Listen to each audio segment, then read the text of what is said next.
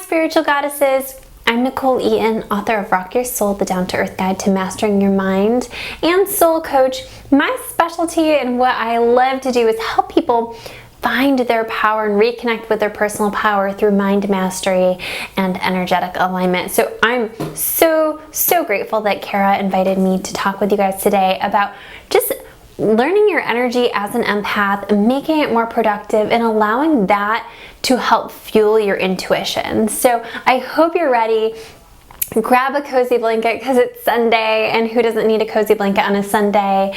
And open up your hearts and your minds. I would encourage you against getting out a pen and paper. I'm going to set the intention that you get whatever you need from this. And this is a really good practice in beginning that process of tapping into your intuition, because what you'll notice is that you'll hear and remember the pieces that are most important to your soul. And that is your intuition. Is your soul pulling energy from the world around you to say, here, remember this, remember your power, remember your place, here's a message for you. I'm so excited to teach you how to use your energy in a way that serves you and still be able to give back and give love to the world. We're going to take all of this beautiful empathic energy and we're going to turn it into something amazing. And really what that does is it's about you feeling full, you feeling like yourself and feeling your light, and being able to share it with people without completely giving it away, or being able to help people without taking their problems on. I realized that I was an empath early on. I am a licensed mental health counselor, and I don't practice quite that way anymore. I have a little spiritual flair to me, but when I first started counseling, I ended up in this place where I found that after certain clients, I was just a wreck. And I would go home and I didn't feel like myself. I felt very off. I felt very stagnant.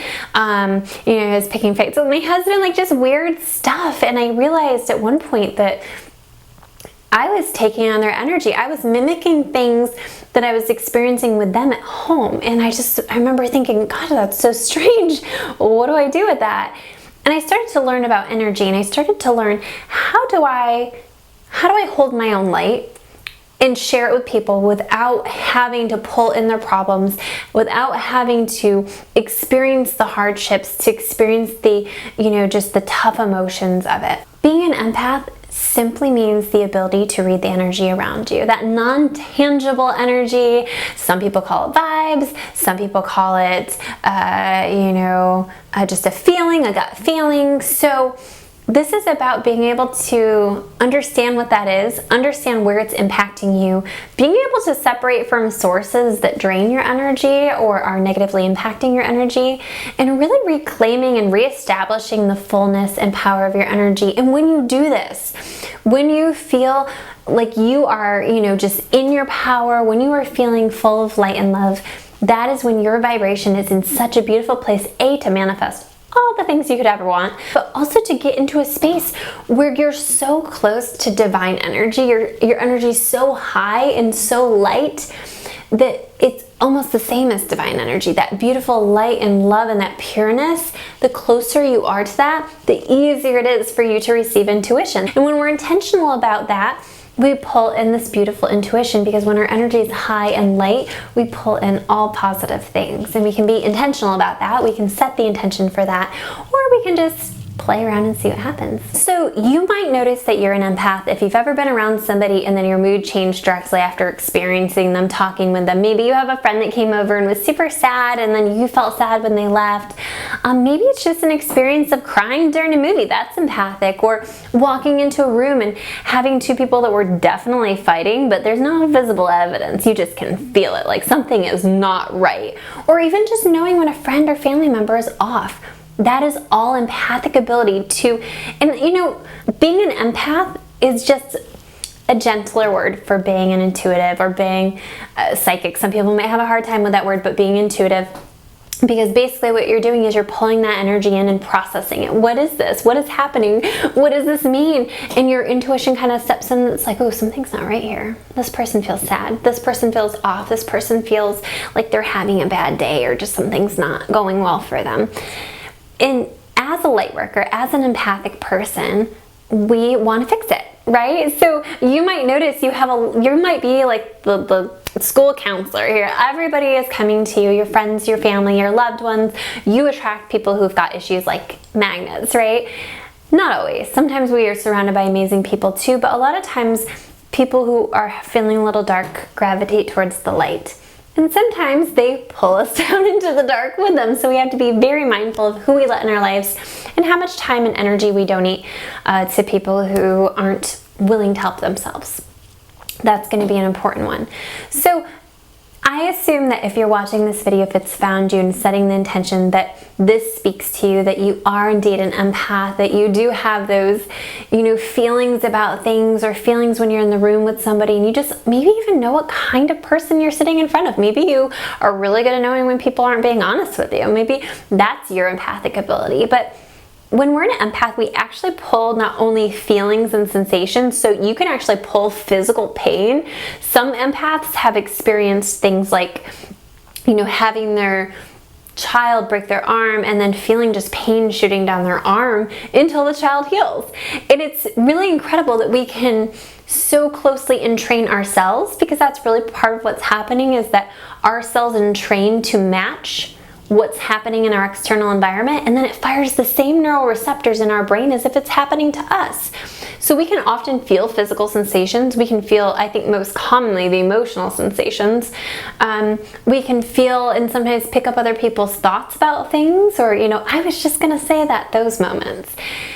So empath and intuitive for me are one and the same, but when we learn to harness our empathic energy and we learn to use it productively, and we don't let other people kind of take it from us, which I'm going to talk about in a minute, this is where we tap into that pure magic of the world, of the synchronicities, of the excitement, of the just things aligning and feeling pulled places and feeling called to do things. That is when our intuition is absolutely on point, is when we are in that higher vibration energy, when we are owning our power, when we are using our light to share and to pull in other people's crap. So let's talk your superpower, okay? This is a superpower. A lot of people are like, oh, empaths, they're so sensitive. They're like, so emotional all the time, and people might call you too sensitive, or you might cry a lot. When I first met my husband, one of the things he said to me was, man, sometimes you just need to cry, right? Like once a month, you just need to cry. And it was true. Like it still is true, 14 years later, that if I haven't cried in a while, I need to release that emotion and that energy and just get that out. And so catharsis is a really good, important tool for empaths, is to figure out, how do you want to let that emotion out? What do you do to let that emotion out? But it's your superpower. This is a beautiful gift, to know what other people are feeling. I mean, to know what other people are feeling without quite needing words, that is just such an honor. And so I hope you look at this, and I'm going to teach you how to use this gift in a way that serves you too, and not just everybody else. Because I've had people come to me in sessions and say, Nicole, like, I'm losing my mind. I can't take care of everybody. I'm drained. I'm tired. I'm sick. I'm not, I'm just, what's in it for me? And so this is the part where I teach you how to do both, okay? So hang in there. Let's talk about drains, energetic drains. Like I said before, we're magnets for bad energy, and that's just kind of what it is. Like we're the light, and it's like a moth to a light bulb. I want you to think about it that the bugs just go right to the light. And that is how kind of darkness finds you, or people who are having a little bit harder time.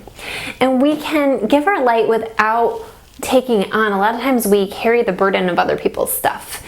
We don't actually need to do that. We can do that. It will wear on you, tear on you, and most likely you will end up with some level of dis-ease. So if you do have some dis-ease going on, look around and see, who is around me? Who do I feel really great around? Who is it that I spend time with that time just passes and I don't even notice? And maybe I just feel like $1,000,000 before. I have a friend who, I'm a big sleep person. Like I have kids. I need my sleep. I have, a couple businesses. I need my sleep. So I'm a big sleep person, and it's important for me to get a good amount of sleep. I have a good friend who comes over, and we're always up until like 1 or 2 a.m., even when I have to wake up at 6. And you would think that that would be like draining, and the next day I would be tired. And for whatever reason, this particular friend just refills me into a place that like, I feel like $1,000,000 even if I had like an hour of sleep. So I don't recommend not sleeping. That's not the recommendation. But to find people who, no matter how late you're out with them, no matter what type of activities you're doing, you just feel good around them. So find and pay attention to those people. Now the same is true for the opposite.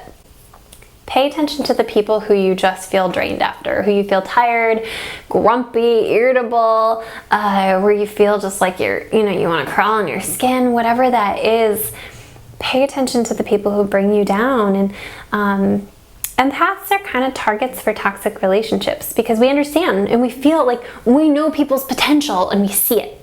And so we want to grab it and we want to hold on to it and cultivate it and, grow it into like some kind of flower. But the reality is that a lot of toxic people take the light and they don't give it back, nor do they change to have their own light. It's almost just like this vampire, parasitic type relationship that can develop between empaths and people, because we do believe in the best and we do see the best in people, and that's really nice. And however, there is a point in time where you have to assess, am I enabling this person? Could this person survive without me? And I think that's a really important question to ask yourself if you have somebody in your life, specifically with addiction, specifically who are making just terrible choices or using you for money or using you for rides. Like, what would this person do if I'm not here? And maybe that's a morbid thought, but it's really important to begin to say, how do I give this person their own power back? How do I help them find their own strength and their knowing that they're capable of doing this? Because that's where people really change, is when they start to recognize their own power.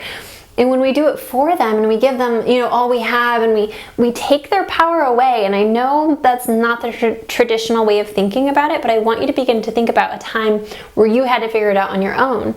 And there's a difference between loving and supporting somebody who's actually making good choices and working on themselves. Like, there's a whole difference. But if somebody's coming to you and needs to borrow money for this, and someone's coming to you and crying about the same damn thing that they did for the last 3 years, you have to, at some point, just distance yourself. You're going to have to just create distance. And sometimes with toxic relationship, it's, simple of maybe waiting a little bit to answer the phone, or maybe taking some time off and regrouping and coming back to it. And I think toxic romantic relationships can get really tricky because we really enmesh with the other person's energy when we're empathic. And a lot of times the toxic person has a very overpowering energy. And so part of separating, and my full encouragement to you here is, if you can cut it off, cut it off. If you log a week or 2 weeks or 3 weeks, and more days than not, this is making you sad, making you feel tired, making you feel irritable, letting you down, making you feel bad about yourself, this is not your relationship, and I would cut that off. If you cannot cut that off, I understand. Sometimes it creates like an energetic addiction. And I do recommend cord cutting if you're into that kind of thing energetically, but also you can refill your energy simply by giving less attention to that, less focus, and bringing your focus back to your hopes. What do you want for yourself? What kind of life do you want? Is that it? I doubt it. What kind of dreams do you have? What kind of languages do you want to learn? What's on your bucket list? What do you want for yourself? And when we start to do that, we start to tap into our soul's power. And that magnifies. And then our energy becomes a little more, the more we magnify our soul's power, the stronger it gets, so it's not absorbing things anymore. The more we pay attention to ourselves, the more self-care we do, our energy. Have you ever been in a room with somebody who's just like this bright light and you just love being around them? They're just such a big ball of light. Probably like Kara, right? Her energy is just the sweetest, and just by being in the same room as them, you feel better. That is the power and the magnitude of your ability to impact people positively, not by taking it on, but by pushing all of your love out. There was, I'm trying to remember the study, because there was a study where they took these Buddhist monks and they had them just kind of pray and meditate for a week, maybe straight, and they went into a really impoverished area and just kind of meditated and prayed there. And the story goes is their power expanded and their meditation and their vibration expanded. It actually healed the city of like 70,000 people. The pollution went down, the crime rate went down. I wish I could find the statistics on that, but look that up. The power of you being at your best and having your full energy is way more powerful than giving and taking someone else's stuff. You can impact way more people in bigger ways than you can taking on one person's stuff. So sometimes we have to say no. Sometimes if people are asking us for things too often, or we just don't have it in us. And what I'll remind you is that people love you too. And so a lot of times as empaths, we think we need to do it all, and we think that we're letting people down. But at the end of the day, if someone you love said, hey, I need to take a break for myself, you wouldn't be like, oh, I can't believe you're doing something for yourself. What a selfish creature you are. Like, if you have those kind of people in your life, you need to like cut some meter cords and get them the heck out, like move to a different country. I don't know, but like you need to fix that situation, because we want people in our lives that love us, because they're the ones who are going to support and fuel our energy to make it what it can be. Distance and creating distance, and that goes for social media, and it goes for texting too. People do not need to be in the same room for you to be plugged into their energy, or for them to be plugged into your energy. One of my biggest tips and tools for you guys is that it's important for you to spend some time alone as an empath. I had children when I was 20. And so I went from living in my parents' house to living with my husband to having children, and I never really had time alone. And so it took me a while to really just get to the point. My breaking point is really what it was. It took me a while to get to my breaking point to say, I need time alone. And when I did, I was like, oh, I'm not that anxious, crabby mess that I have been lately. Oh, I don't feel this way. And what it does is it really gives you a good sense of who you are. And this will serve you so well, because then when somebody else's energy comes into your space and all of a sudden you're moody or crabby and you weren't 5 minutes earlier, you're like, that's not my energy. And the minute you say that's not my energy, the energy does release. Sometimes it doesn't go entirely away, but most of the time it lightens and it's not nearly as bad. So just even identifying, oh, that's not mine. It was 5 minutes ago. Or, oh, I got this pain in my arm. Like, oh yeah, my kid's got a hurt arm. I wonder what that is. Because our brains are powerful, and we can kind of manipulate energy with our thoughts and with our visualizations and with our just intentions. So it's important to just kind of create an awareness and create time to learn yourself and to have to yourself. And I would say if you are super like busy and are constantly around people, like if you can take a day and get out in nature or go for a walk outside or even just step outside, that will help you clear some of the energy and get your person back. You know, it's interesting because I think we spend a lot of time as empaths trying to save people, or we worry about people because we pick up on things to worry about, you know, with them, of like, oh, they don't feel like they're doing very well, and man, I hope they're safe, or whatever the case might be. And I think what I would say to you is there's a couple things that I want you to consider. Is I believe worry is a manifestation, a low vibration manifestation that's being like sent to people, and you don't want to do that. You don't want to add to the bad vibe and bad juju that they've got going on by sending your own negative intentions towards them. So think positively for them. Set some good intentions for them. Send them light, send them love, send them angels, or whatever you believe in.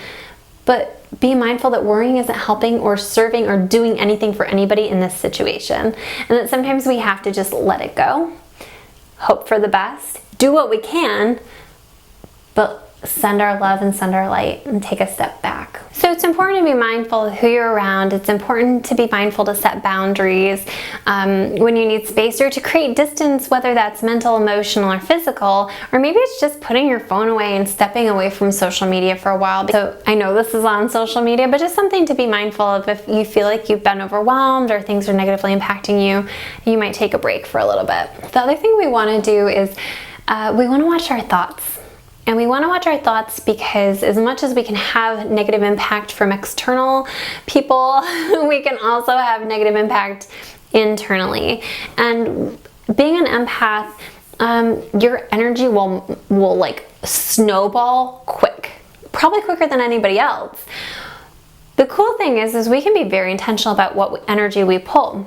So when you're reading, self-help books or positive intention books, or you're listening to Kara, or you're connecting with another person that feels good to you, you're actually taking on their energy. So you can really pull in energy from anywhere. You can pull in confidence, you can pull in charisma, I have a good friend, his name's Arel, and he is a top 30 under 30 speaker, and he is just a powerful person. He is a very cool person and very chill person, and I think about him before I walk on stage because he has this like swag and he's just cool, and I'm like, oh, I want to be cool.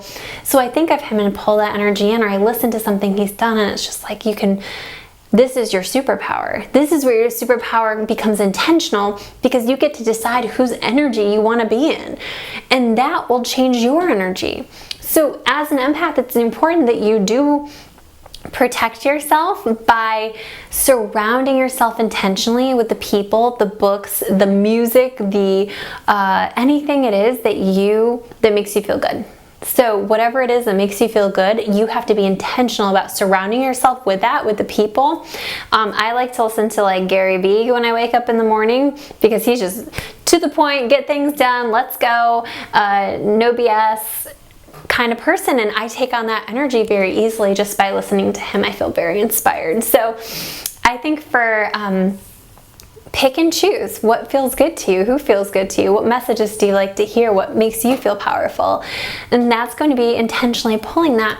Also, when you hear those messages, and a lot of Gary Vee or Marianne Williamson, or even Kara, just listening to those positive reminders of our power and positive reminders of who we are, capable of being, and positive reminders to tap into your dreams and to follow what feels good and to separate from toxic people or whatever it is, it starts to ingrain as a positive thought in your head. The more we hear it, the more we believe it, right? And our beliefs are important in our world, and it's important to our energy field.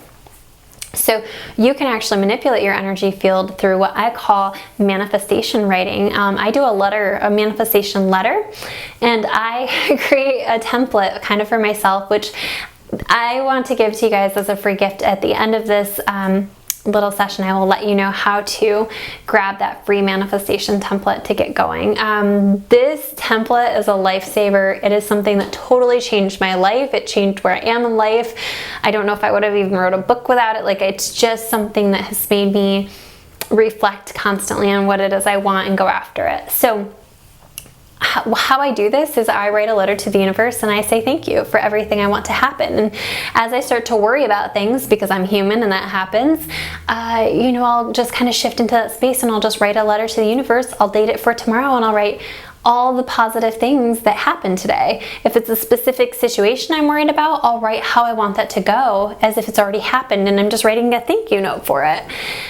That is my favorite tool for rewiring your brain, for raising your vibration and creating incredible manifestations, but also for healing. Because I think we can get clarity on a lot. Sometimes I'll just write for how I want to feel.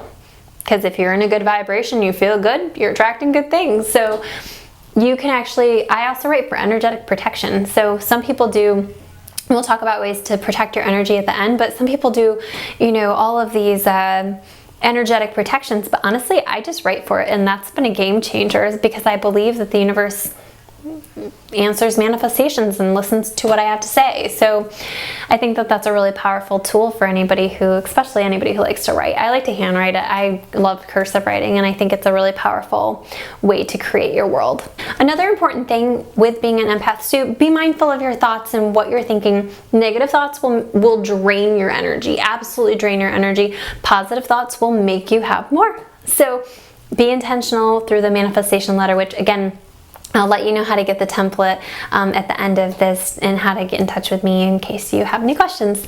Also, grounding. Grounding is really important, because as an empath, we tend to get a little floaty and come off as total lack of focus. So it's important to be grounded, and some people do that through visualizations. I like the tree visualization of just envisioning yourself as a tree rooted in the ground, but also what you eat. And a lot of people, when they're emotionally like upset, they'll gravitate towards chocolate, cake, heavier foods.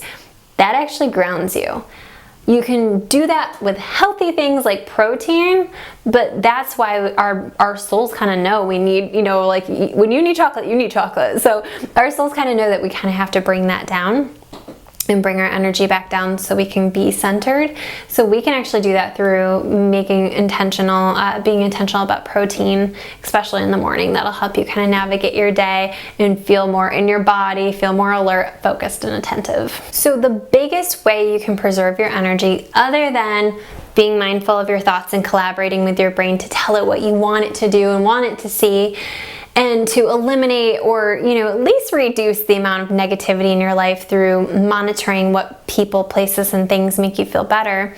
Also be mindful of overcommitting. I didn't talk about this one, but let me chat about this really quick. Sometimes we, as empaths, want to do everything for everyone, and then we literally don't have any time for ourselves because we are, head of PTA, and we're doing this for the, baking for the Girl Scouts and doing all of these different things. And so you have to kind of go through and say, what feeds my soul? What is most important to me and my values? What are some things I can let go of or hand over to somebody who might have more energy for them, who might have more excitement about them? Because a lot of times when something's draining us, we lose our oomph to do anything correctly or the best we possibly can. We kind of lose that. So it's important to be mindful of your commitments and reprioritize what's most important. We're talking about intuition. We're talking about how being an empath can lead to higher intuition. So I'm going to give you energy protection. So let's just talk about quick ways to protect your energy. I recommend an Epsom salt bath at least once a week. Epsom salt pulls energy out of your body, out of those tense muscles. It releases it, absorbs it. Definitely drink a ton of water while you're in the bath because you'll be thirsty. Sage or Palo Santo, you can do sage essential oils or like white sage. It smells a little bit like marijuana, but it clears the air. It makes things good. It actually helps, I think, with germs too. I like to visualize my soul's power, like a little pink bubble in my heart, just expanding through my body, clearing out everything I don't need and coming into a bubble around me. That's a really good one. And then crystals and intentions are really good too, just for keeping your energy clear and protected. That is, and again, learning to know what your energy feels like so you know when it's being tampered with is your best friend. That's gonna really save your butt over everything else. But self-care is just a second way to just strengthen the energy and almost make it so just you're not even on the same level as anything bad, so it's just not even touching you. You can have bad things happen and it doesn't impact you the same way because your light is just constantly, it's so full, it's just giving off love wherever you go. And giving it to, sharing it with people who might need it. But self-care is important. And if you're busy, like I'm a mom, I have 2 kids, I have, 3 different businesses, and so I'm busy. I have a lot going on right now. So it's important that I recommend creating a night for yourself. This is a you night. It's non-negotiable. Nobody's allowed to talk to you after whatever time. So I just do my kids go to bed at 8 and then my husband goes and plays games. So I have just in a couple hours before I go to bed where I just soak in the tub and I read a good book and I write or do manifestation writing, or I just literally sometimes lay and stare at the ceiling, because if you're a mom, you know what I'm talking about. Like just laying and staring at the ceiling is super enjoyable when it's quiet. So think of the things that feel good. There was a time where I really loved to play the guitar or bake, so I would do some of those kind of things. But anything that just refills you. Give yourself one night a week where you don't commit to anything but yourself. You're worth that. You deserve that. Your soul needs that to be able to do all of the things you're meant to do here. That's not selfish, that's self-care. You cannot drive on E 90 miles past E. Like, you wouldn't do it with a car. You can't absolutely do that with yourself. This is the time period where you fill back up so you can give. This is really important time period. So obviously, like, you know, yoga, meditation, breathing, all of those things are going to be your best friend. But creating time with nature, getting outside, allowing those things, and just finding things that bring you joy. Absolutely, whatever that is, whatever your soul's pulled to, that will protect your energy, because when you're in a state of joy, there's just nothing else. Like, nothing's gonna move you. That's a powerful, powerful energy. When you're in that space, again, you are going to start to get pulled places. You're going to feel called to call somebody up, or feel called to go to the store, or you're going to have a lot more magic in your life, because when your energy is clear and it's yours, you are like just a receptor for divine guidance. You are going to be more clear and listen more clearly to all of the, you know, prompts that are asking you to go a certain place or be a certain way, and you'll be able to hear that more clearly. Now, the thing about intuition is it comes in a lot of different ways. Sometimes it will come as like a picture in your head. That's called clairvoyance. Sometimes it will come as just a knowing, like, I know, you know, for example, I'm actually moving in a couple weeks, and it's been kind of a process of, ooh, do I go? You know, my kids are in school, blah, blah, blah. But my soul, like, just knows I need to go there. I know that. I don't know why. I don't really have a good reason to leave, but I know there's something there for me that I don't know about yet, but I'm supposed to know about. So I'm getting pulled there. And that's kind of how intuition works. It's a pull or an aha moment. It's typically very random. And I always say you receive intuition rather than process and think about it. So if you're trying to figure something out, my best recommendation to you is to not try to figure it out. I would go do something that's distracting, set the intention that the answer will come, and let it show up. Most of our aha moments are when we're not trying to think of it. So a lot of people receive inspiration in the shower because you're just mindlessly open to receiving. A lot of people receive inspiration while they're driving. A lot of people receive inspiration in the middle of the night when they've been asleep, and all of a sudden they wake up with all these ideas. That is true intuition, my friends. Anything that's random, that you didn't really process and logically figure out, because intuition is not logical. It doesn't have a logical ounce in it. It's most of the time pretty not logical. But when we start to listen to it, it almost has a supply and demand feel, that when we start to say, yes, I'm listening, I see the magic. I saw the 1111 on the, you know, thing. I saw that license plate that said, you know, no fear in front of me. I saw all of these things. I know something is guiding and supporting me. That is pure magic. That is when you'll feel and see and experience and know. And I think that is where things can really change your life. Now, the last thing I want to talk about is taking responsibility for your life. Nobody is going to make you happy but you. Nobody is going to do the work. Nobody is going to live your dreams. Nobody is going to be happy for you. Nobody, you know, there's nobody who's going to do all of this stuff for you. So you have to say, this isn't how my life isn't how I want my life to go, and I'm going to do something to change it. Even if it's something small, even if it's just taking a couple deep breaths when I'm real pissed off or real upset, even if it's just that little tiny thing that I'm doing differently, that is start. And I think having awareness of, ooh, after I was with that person, I feel like crap. Or after I leave my job, I just feel drained. I think that awareness is huge, because I always say, like, you cannot get the toilet paper off your shoe if you don't know what's on your shoe. So it's important for you to at least create awareness so you can create a change. You may not change all things at once. You cannot change all things at once. You're going to feel overwhelmed, shut down. You're not going to get a lot done. So your job is simply to identify one thing that you want to do and begin the process of implementing it in your life. And the other part of that is when there will be days where you won't nail it. There will be days. And your job isn't to beat yourself up. Your job isn't to be hard on yourself or to give up. It's to hold compassion for yourself, that, man, today was a little hard. Today was a little much. This week has been bananas, girl. Like, let's try again next week. And we hold forgiveness for ourselves. And then we start at square one. We reset, press that reset button, and give ourselves permission to start over.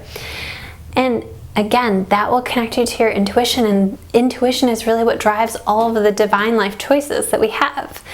So I would encourage you guys to make a lot of assessments of what's in your life.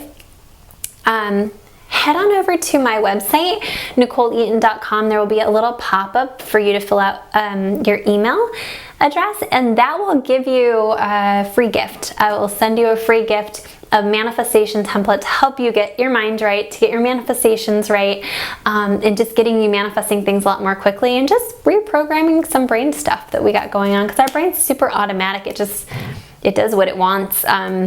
It does what it knows how to do. So we sometimes have to teach it a different way. Scan your world. Who's filling you up? Who's not filling you up? What's making you happy? What's draining you? Watch your thoughts, the internal stuff. How does it feel when you think it? Does it feel good? Is it helping you in any way? Is it helping anybody else in any way? What do you need to do for your self-care and for yourself? Create those boundaries and live a life you're excited about. To learn more about me or to work with me doing some soul coaching, head on over to my website, NicoleEaton.com. I'll post that right, hopefully here somewhere. I'm running some specials on some packages and would love to work with you. Would love to show you your power and get you to your next phase. I also have a book called Rock Your Soul, The Down to Earth Guide to Mastering Your Mind, available on my website or available on Amazon. Just shoot me a message if you do buy it on my website and you want it signed. I'll send it to you signed. I cannot sign it through Amazon. But again, a huge thank you to Kara for letting me be here, and I'm setting my intention for all of you to find your power, to find your healing, to find your love in your center, and to share it with the world. Bye guys.